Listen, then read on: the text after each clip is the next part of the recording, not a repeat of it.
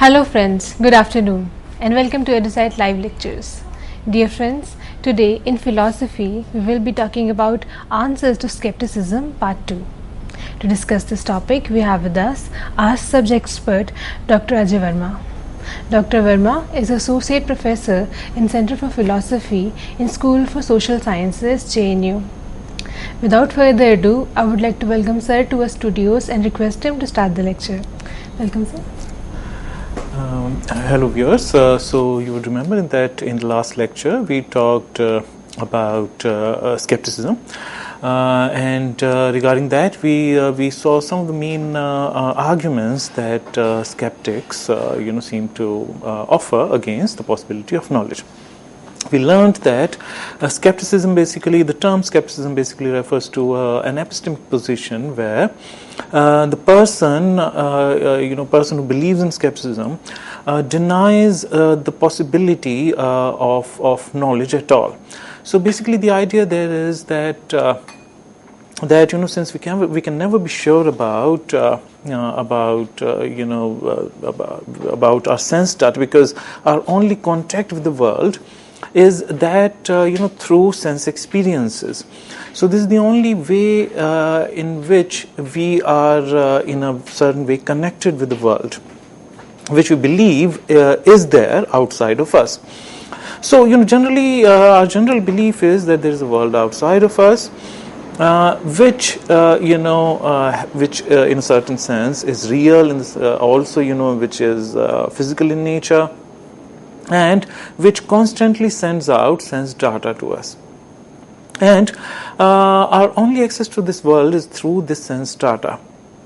And we receive this sense data, and then in our minds we sort of apply certain concepts to this sense data and form judgments. But skeptics' argument generally is that since we do not know anything beyond our sense data, our only connection with the world is through sense data, but sense data is not sufficient evidence for us to believe that there is a world outside of us. Why?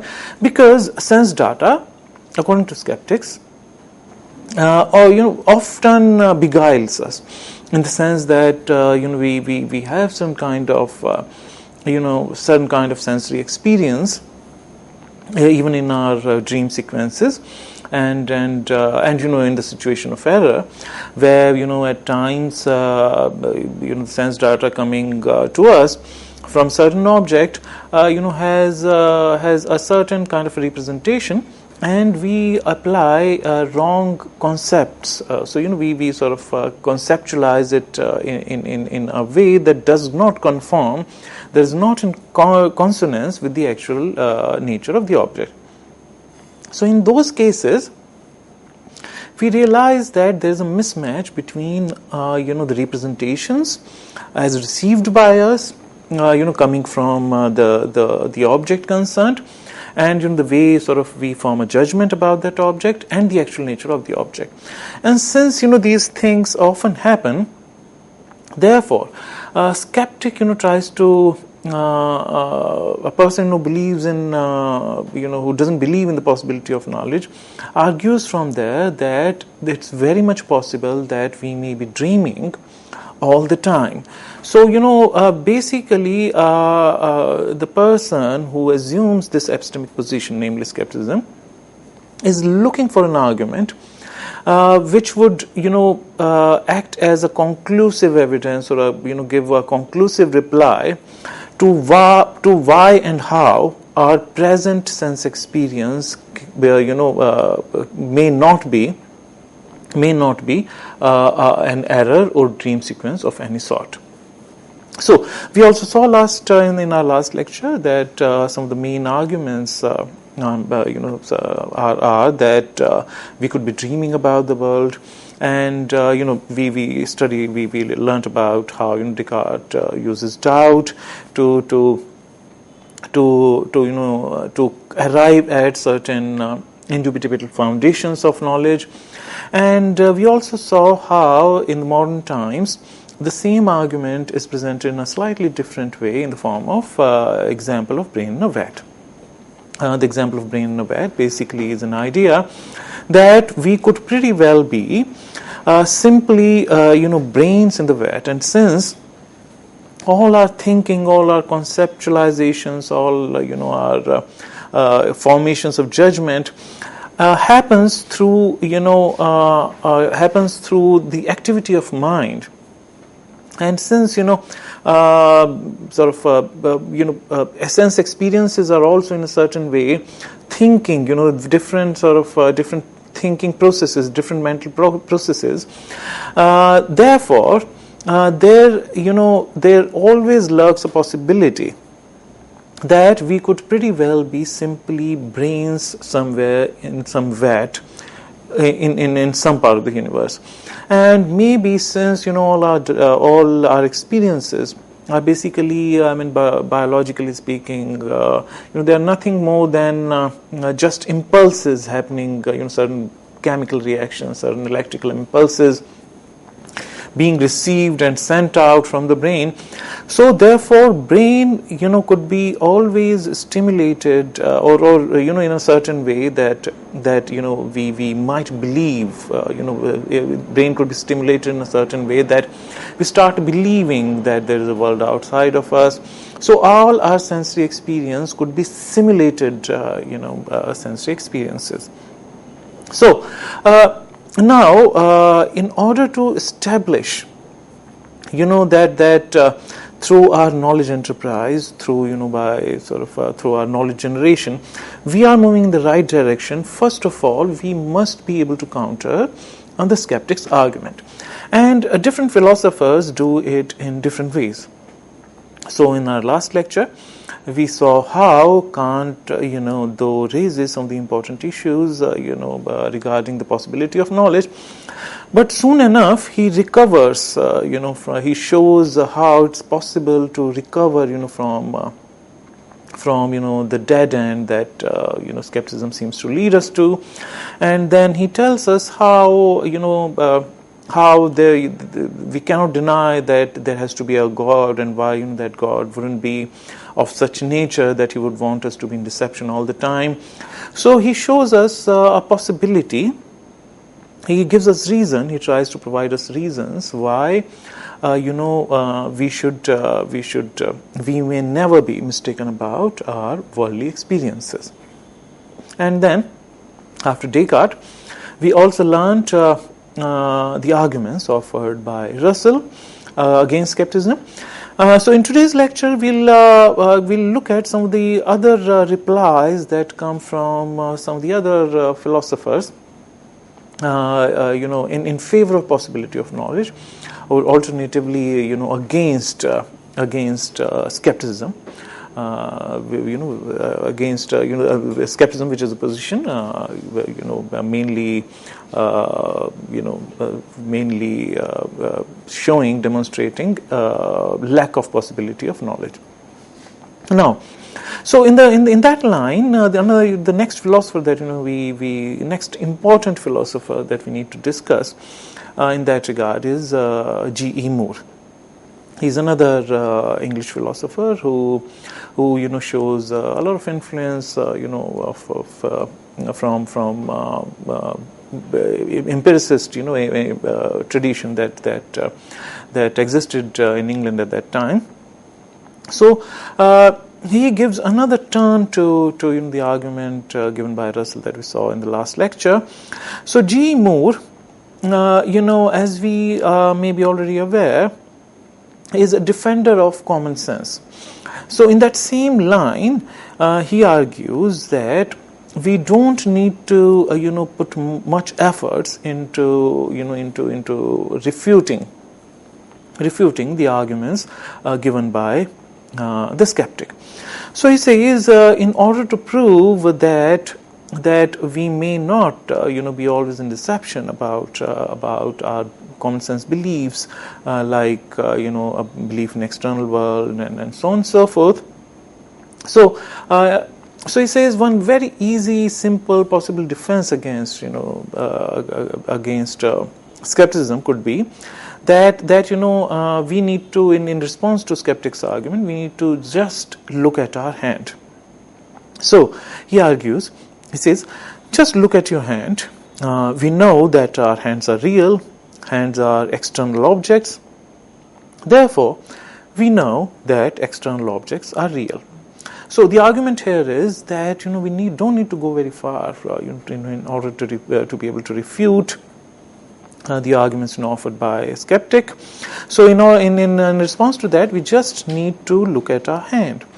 And we cannot deny that our hands are real, because we are in a certain way, hands are our part of our body. So in that sense, we are hands too. So in that sense, we cannot deny that hands are real. Hands are also external object, being our body being physical in nature in that sense. So we also cannot deny that hands are external objects. Therefore, we simply know that since hand being one object which is physical and which is an external object, therefore we have a reason to believe that external objects are real. Now, if the skeptic denies this, then skeptic is being ridiculous. You do not have to prove that your hands are real, because that's one of the very, very basic facts. Similarly, I know that I'm not dreaming right now, though I may not be conclusively able to prove it beyond doubt. Therefore, sometimes, commonsensically speaking, we know something without being able to prove. So overall idea that G. Moore tries to present here is that in commonsensically speaking, there are certain very fundamental beliefs for which, and they are so basic, they are so fundamental that we do not require any proof for them. And one such example, according to him, is that we just need to look at our hand, and or our body generally. So now, when we look at our hand, it is a part of our physical body, and we cannot deny it, because that will involve us in some kind of contradiction, because we know that it belongs to us. I mean, this is some of the very basic fact about ourselves as knowers. So this is something that we cannot deny, or we'll have to deny it at the expense of being sounding ridiculous. So he says there are certain instances of knowing where what we are stating to know is so basic that we know it to be true, even if we may not be able to conclusively prove that it's true. So there are certain things which are so basic in nature that we should not, there is no proof required for them, because they are so basic. And in that sense, even if we are not able to prove them to be true, we know them to be true. And that is more important, to know things to be true is more important. So he says, in order to refute, skeptic, we don't need to give, high very big arguments. It can be easily done by just demonstrating that, there are certain facts about, our sense experience, especially, some of the things that we commonsensically believe in, which includes, the physical nature of our body, and we know that we exist in this body, so it's a part of me. We know it to be physical, we know it to be external, and if we don't have any doubt, we have no way of doubting the physical appearance, the externality of our own body. Therefore, the same thing could be extended, to the physical world as well, or or at least Moore, by doing, by demonstrating that there is at least one physical thing, one external object about which we could be definitely sure that it is there. So it gives a counterexample to the skeptic's argument that we cannot be sure about anything in the world at all, because all sensory experience is something that is inside of us, that is sort of comes into being through working of our mind and so on. So therefore, no experiences are immune to doubt, and Moore, by giving us one example, namely that of our hand, more generally that of our body, is able to prove that at least there is one counterexample that we always have. So we have we have reasons to believe in some of the very basic facts about the world, which are given to us through in our common sense. I mean, we don't need to go very far for that. So similarly, Moore argues from there that we may possibly prove that external world is real, but we cannot prove that our hands are. So he says that our hands are, such, that our hands are real is such a basic thing that, we may not be able to prove, we may be able to prove at some point that external world is real, but certain very basic propositions, like propositions about our hand, they are so basic, and we know them to be true, that, they're so basic that we may not be able to give any proof of them. Why cannot we, we may not be able to prove that our hands are real? Because it is such a basic fact that a fact more basic than this is hard to think of. Now, skeptic, Moore argues, is right in pointing out that if, and it's a big if we were dreaming, we would be wrong about our hand being real. But she, that is skeptic, has not proved that the world is actually a dream or a bad case. Therefore, skeptic's argument always suffers from incompletion. This is an argument, which in different words Russell also puts forward. So, whereas we know that my hand is real, why? Because it is a basic fact. Therefore, I know that I am not dreaming. So, Russell argues that first of all, skeptic doesn't prove, he or she only proves that there's a possibility, there always lurks a possibility of our sense experiences not being real. Our experience about our belief about there being an external world may not be true, but the skeptic hasn't shown it to be untrue. Whereas I could be very sure about my hand being real. So therefore, the argument regarding my hand being real should be taken as more convincing than skeptic's argument that external world may not be real. Because skeptic only shows the possibility, whereas we know for sure that the hand is real. So, Moore points out that it all depends on which end, you begin from. If we begin with doubt, then, we start putting everything under the fold of doubt. But, if we begin with some of the very basic propositions, like the reality of our bodies, reality of, my hand, and so on and so forth. So, then, we have no reason, if we start with these very fundamental, basic, common sense beliefs, then, which we know to be real, which we know to be true, then there is hardly any scope. It would never lead us. The space for skepticism to arise is exhausted right in the beginning. Therefore, if we start from these common sense basic beliefs, the question of skepticism does not even arise. So this is how, very sort of generally speaking, broadly speaking, Moore, shows that we may never, there are not good enough reasons for us to be convinced by the argument offered by the skeptic.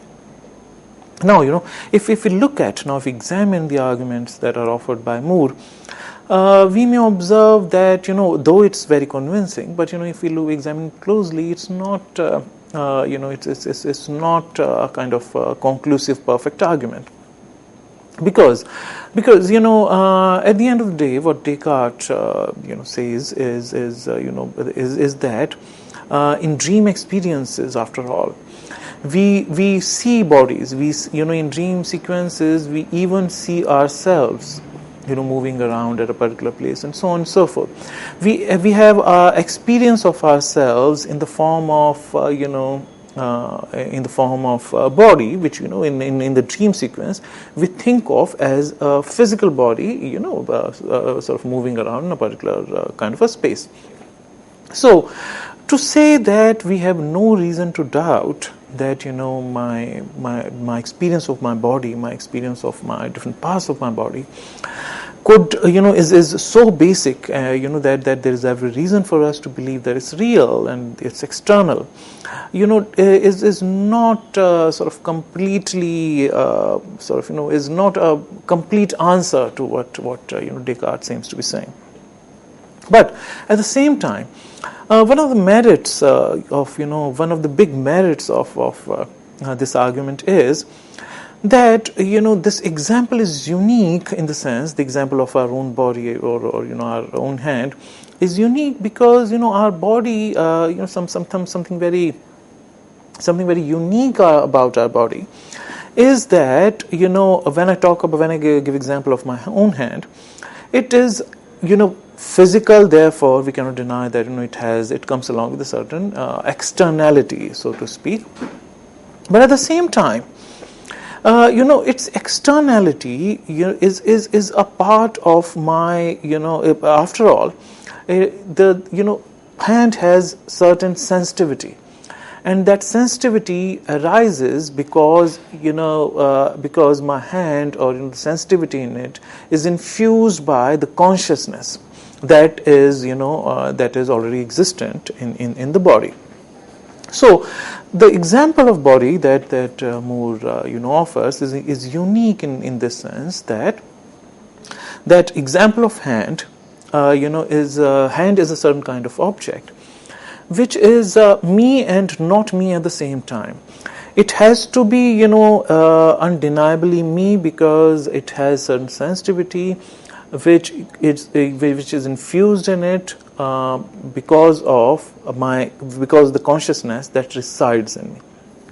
But at the same time, it is not me in the sense that it has certain externality, and given the fact about its externality, it's a part of the physical world as well. So therefore that physical aspect of me, is subject to all the different kind of laws that any other thing in the physical world is subject to. Therefore, the example of body or hand is such that it is me and not me at the same time. And so far as it's me, I cannot deny it, just in the Cartesian sense. Descartes points out that so far as I'm thinking, even denial, which is after all a species of thinking, that thinking is happening cannot be denied without involving ourselves into contradiction. Similarly, Moore could be interpreted, to take that argument further, and he points out that our body is me. This is something undeniable, and therefore this leads us to some very basic common sense beliefs about the external world, about which we cannot be mistaken. But at the same time, they are so basic that we cannot prove them, and in a certain sense, no proof should be even required of them. So this is how he recovers. That is Moore recovers or rescues the possibility of knowledge from the skeptic attack. So now, having looked at some of the arguments that Russell offers, in defense of common sense, now we could move on to some of the other answers that are offered against skeptics' argument. So now, geographically speaking, now we could shift our attention from England to America. Now, the famous philosopher Hilary Putnam gives a very different kind of answers, taking us into a very different direction.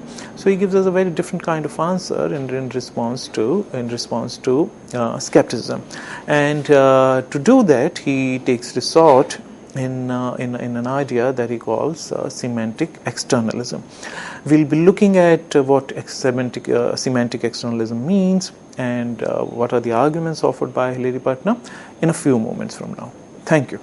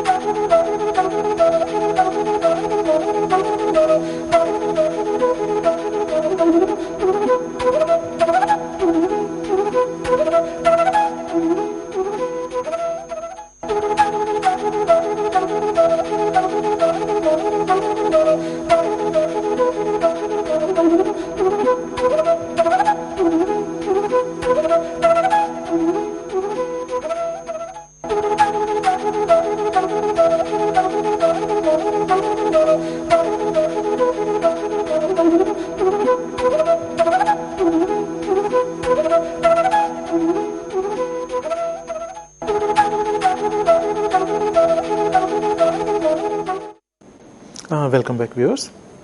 So we were talking about different kind of answers that we find in response to skepticism.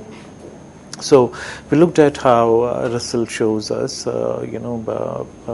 possibility of knowledge, and how we could rescue the possibility of knowledge from the skeptics attacks. Now we want to shift our attention to another philosopher, namely Hilary Putnam. Hilary Putnam, as I said in the early part of the lecture, takes resort to an idea, an ocean in philosophy, which is known as semantic externalism. Before we talk about semantic externalism, we need to understand what do we mean by the term semantic. What is semantics? Semantics, is basically an inquiry into the function of language, or an inquiry into how the meaning is sort of yielded to us when somebody says something. So how does communication become possible through language? How does meaning become possible at all? So semantic, is a theory which proposes that in order to understand how meaning becomes possible, we need to focus on the relationship between signifiers, like words, phrases, signs, and symbols, and what they stand for, or their denotation. So the idea overall here is that in order to understand the meaning generation process, we'll have to take into account what are the things that the word refers to, or it cannot be done unless the study of meaning in language on semantic theory is invariably connected with what is denoted by the word. So a study of language would always involve a study of the objects which seem to attribute certain meaning to the word. So it has to come from, in a certain way, our experience of different objects in the world. So that's a very broadly speaking the idea in semantics. Now, Hilary Putnam, in his celebrated work titled "Reason, Truth, and History," proposes a position that's called semantic externalism. According to semantic externalism, we understand things only when we have had some direct contact with the things being talked about or heard or read about them from people who have had direct contact with those things.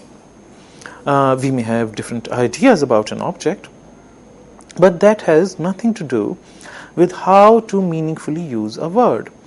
We use words meaningfully depending upon our contact with the objects being referred to. Now, in the brain in the vat example, we know the meaning of brain from the museums or science books, and we know the meaning of vat as we use them in our daily lives. This means that skeptics, in order to look plausible or meaningful at all, have to appeal to the real world to lend meaning to his words at all. The scenario described, therefore, by the skeptic could only be meaningful when it is not really happening to me. So, the idea overall here is that, first of all, we need to understand Putnam's position, which is called semantic externalism. He says that we may understand what is being referred to by a word. We would understand the meaning of a word only if we have some kind of experience of what the denoted object is, either directly or in by the way of reading about that object in a book, or by hearing about that object from others. So therefore we have the meaning, we know the meaning of a word only when we have certain experience, we have certain contact with the object concerned. Otherwise we cannot have any meaning, we cannot know the meaning of a word at all.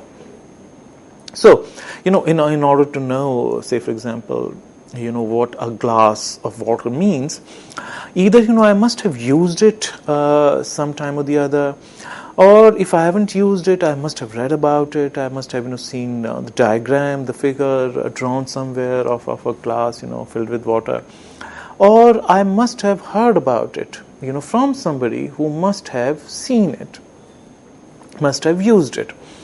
So therefore some kind of contact with the things that are being referred to in language is absolutely necessary in order for the words in a given language to be meaningful at all. Otherwise the words wouldn't be meaningful for us.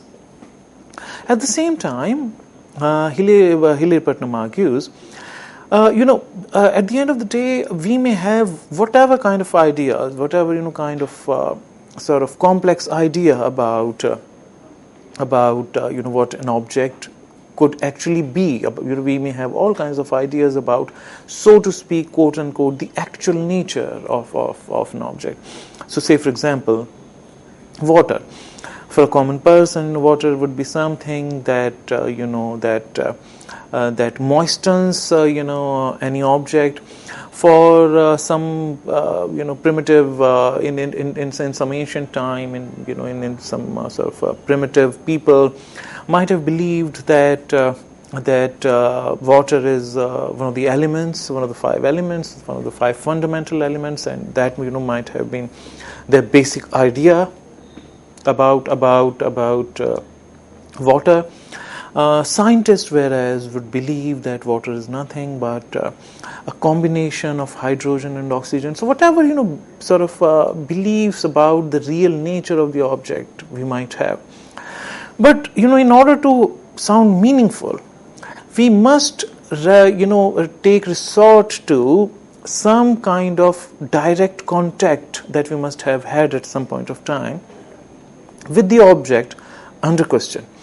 And unless and until we have that, we would not be able to meaningfully use the word, or we may not be able to, more importantly, as a matter of fact, we would not meaningfully understand the word. So, therefore, this is something called semantic externalism. So, the word and its meaning itself proves that there is an object which is being referred to, since we must have had some kind of contact with the object at some point of time.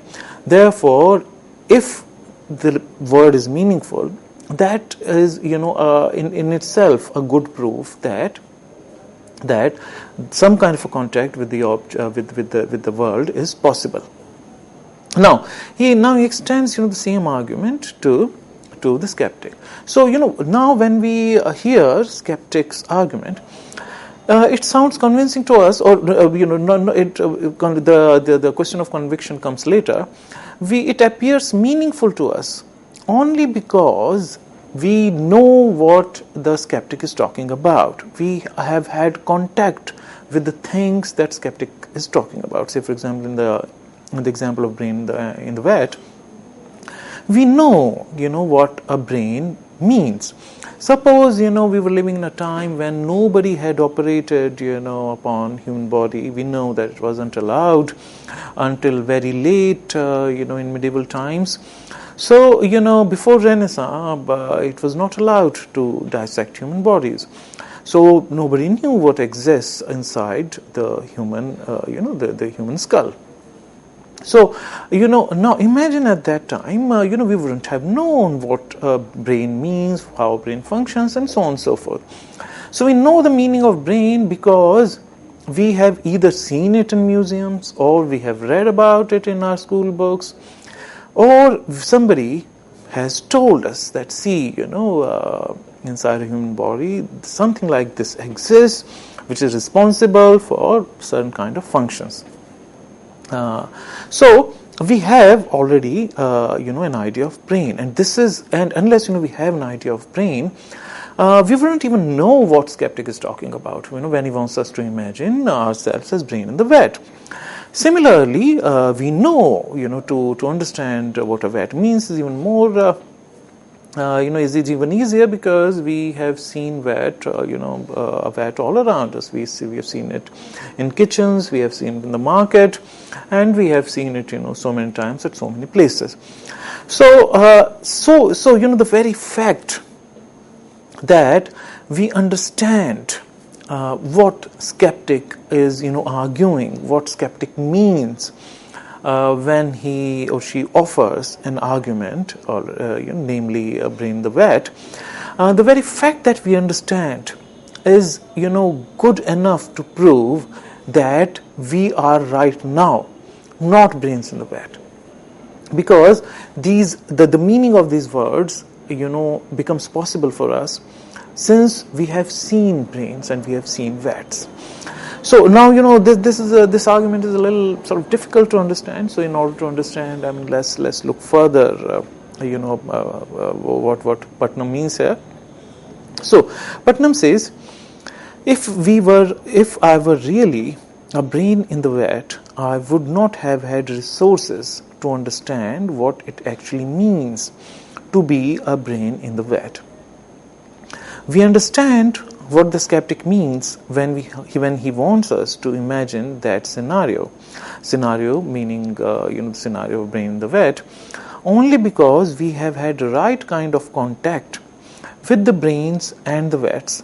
Therefore, just because we have semantic resources to understand what the skeptic is talking about when he's talking about the brain in the vat, we know that we are not a part of virtual reality.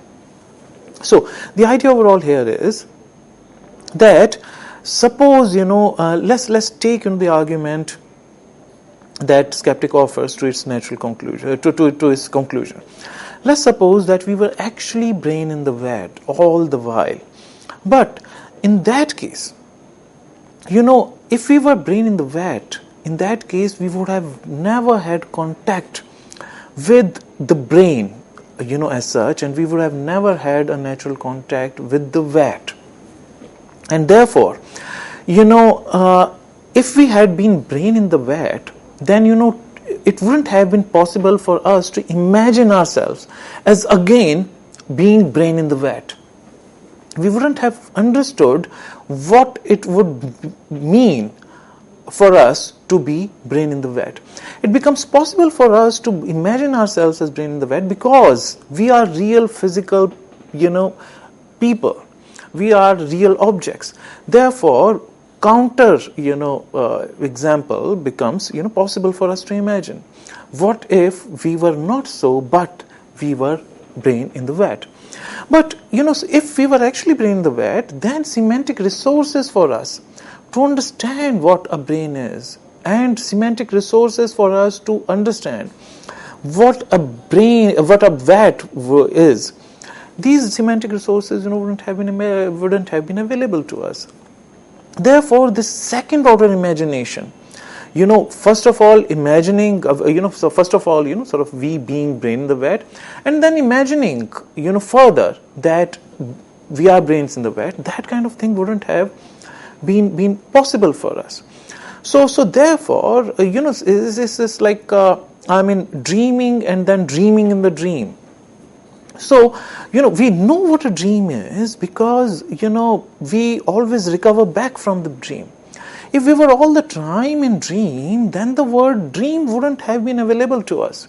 It wouldn't have been, available to us, in the externalized sense. I mean, if we are all the time in the dream, then how do I imagine, what a dream is at all? I know what is it to be in a dream, because I've had right kind of contact with the dreams. I mean, in the sense that I have earlier been in situations which were, rather situations, dream situations, and not the real situations. So, and later on I recovered from that.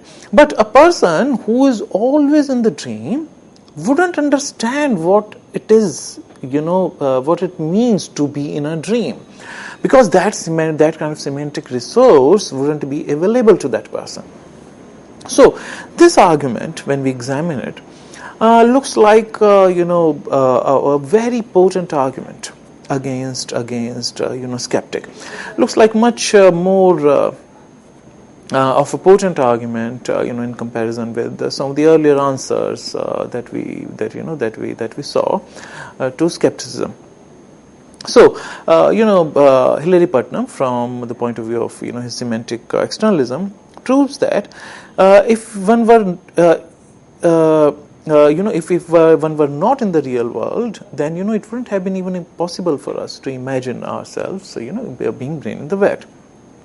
But very though very convincing this argument seems to us, but there is still one possibility where this argument may fail, which is that maybe it may well be the case, a skeptic may sort of argue further from here, that maybe until day before yesterday, until a few years back, when I was gathering all my concepts regarding what it means to be in a dream, what it means to be in an error situation, what it means to be to be mistaken about something, I may have gathered all these experiences when I was an actual object. So I may have been an actual person living and walking on this earth, maybe 2 days back, 3 years back, whatever,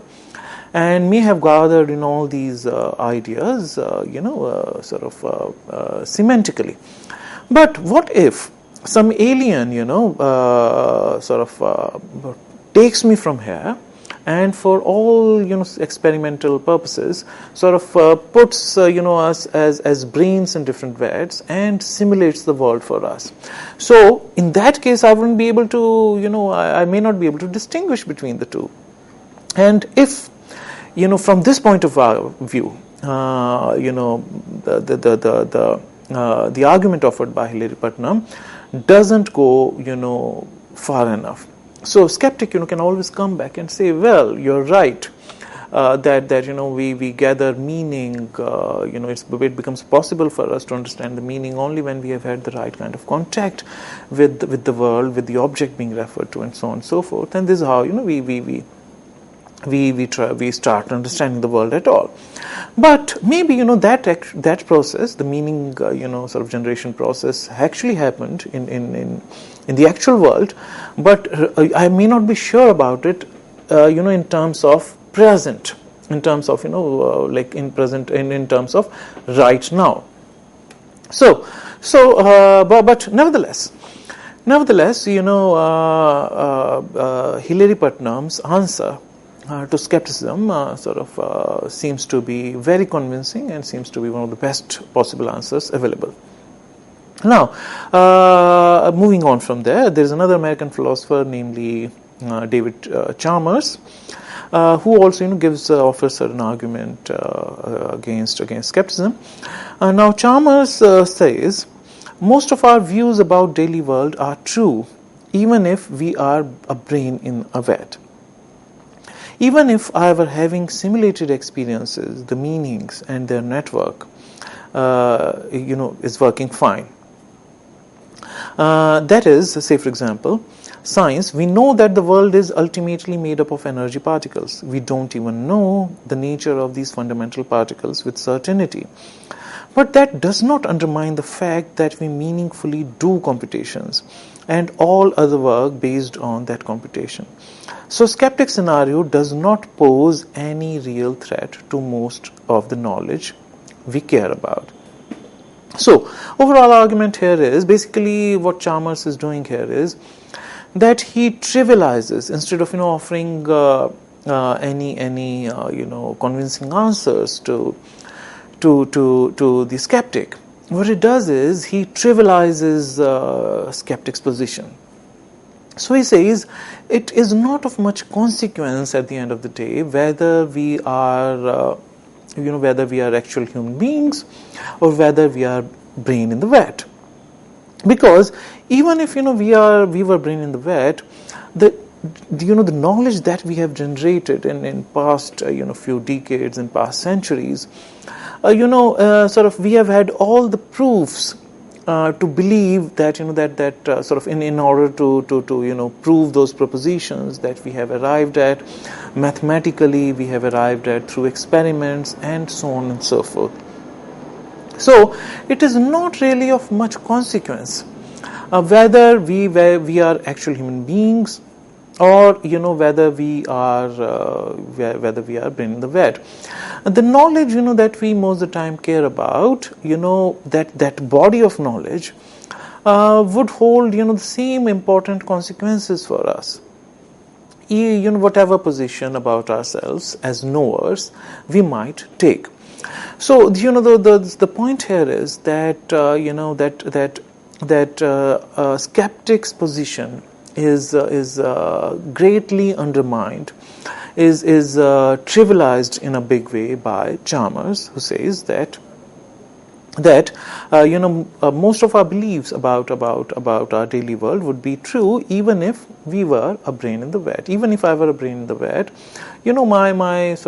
my daily beliefs would still be true, given the criteria for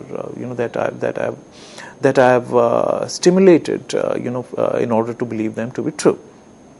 Now, but now the important problem with Chalmers' argument is that it could not be taken as a real answer to the skeptic's position.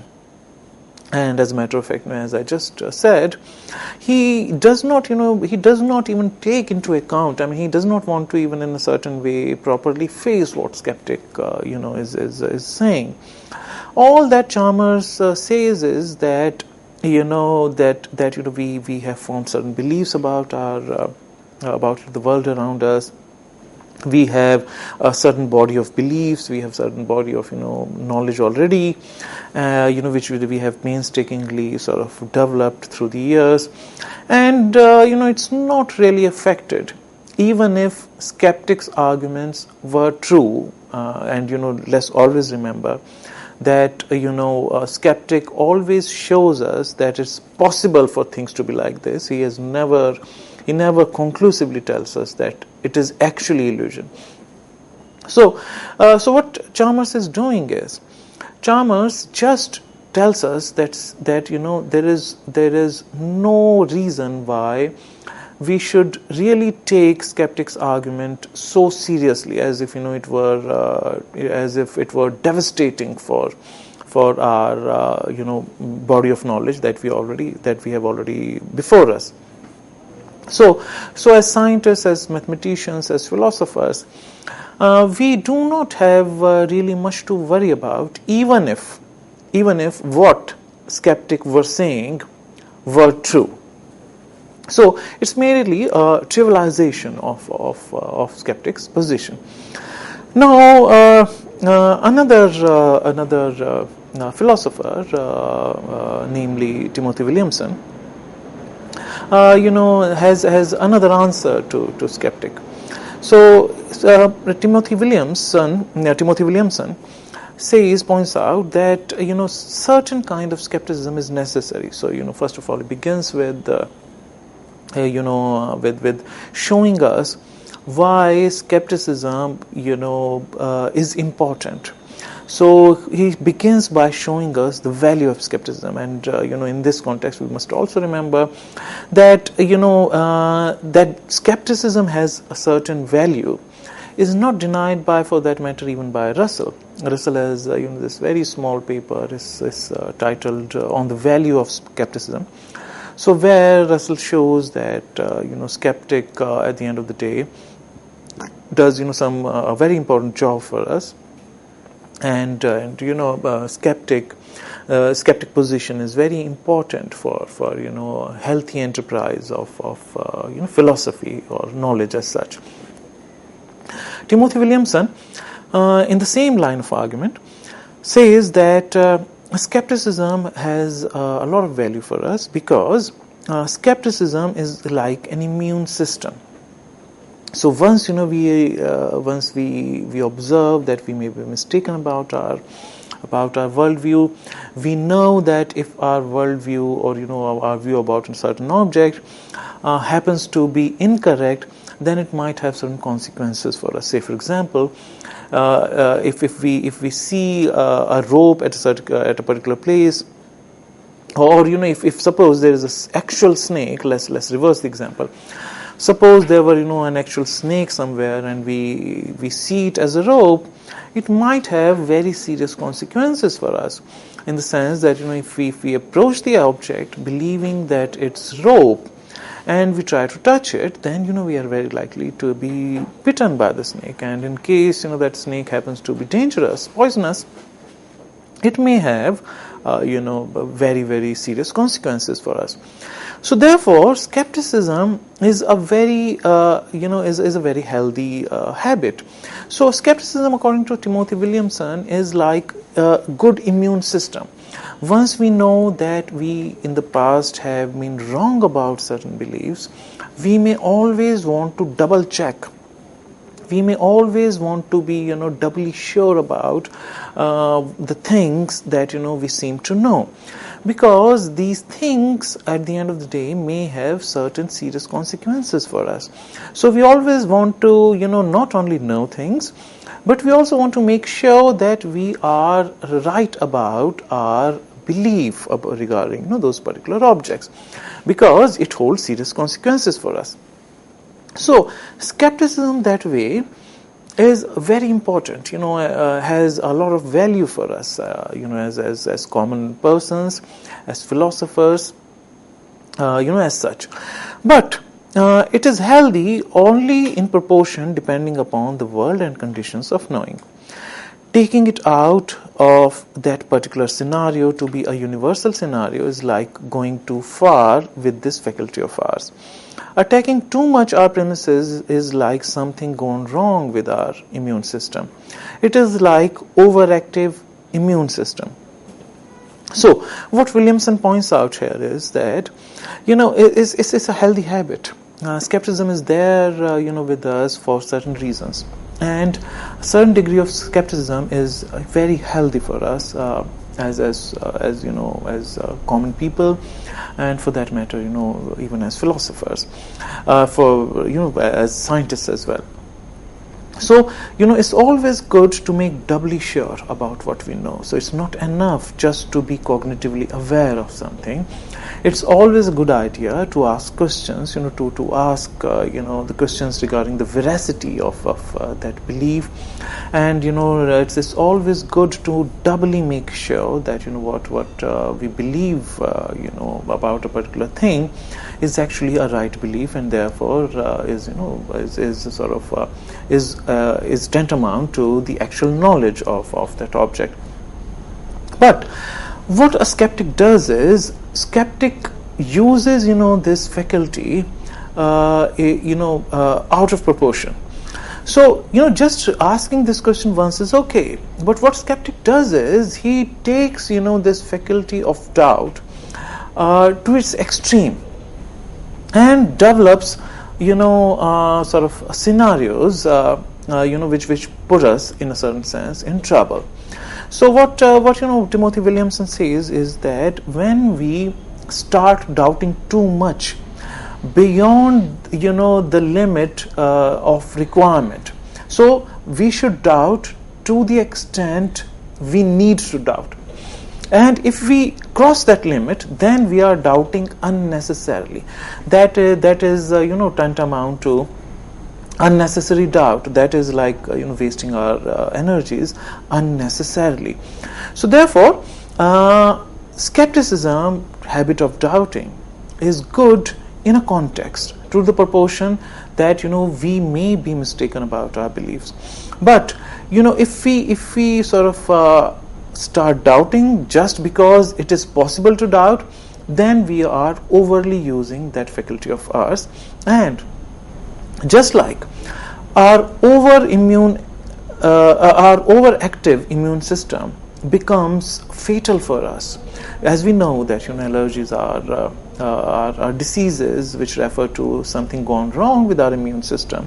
It's something sort of, it's like overactive immune system which puts ourselves into trouble. Similarly, skeptics, skeptic's position when the skeptic doubts out of proportion, it's like something gone wrong with the immune system, and therefore we should not, there are not good reasons for us to take what skeptics say seriously, because that's like overuse of faculty which is given to us for healthy reasons. So this is how we see skeptics offer us arguments against the possibility of knowledge. And we saw how different philosophers, starting from Descartes until sort of today, there have been several answers in response to skepticism, and we had a look at some of the major answers that we have had so far in response to skeptics' position. Thank you. On that note, I would like to thank sir for this very interesting discussion, and thank you, dear friends, for watching our show. Stay tuned and keep watching. Thank you.